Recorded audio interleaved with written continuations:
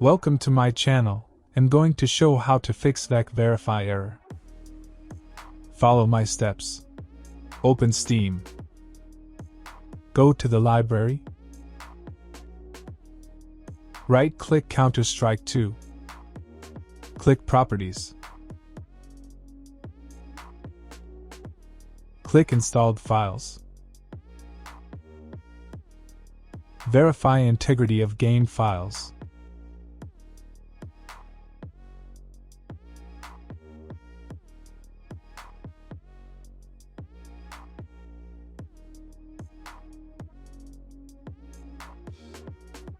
After complete, close window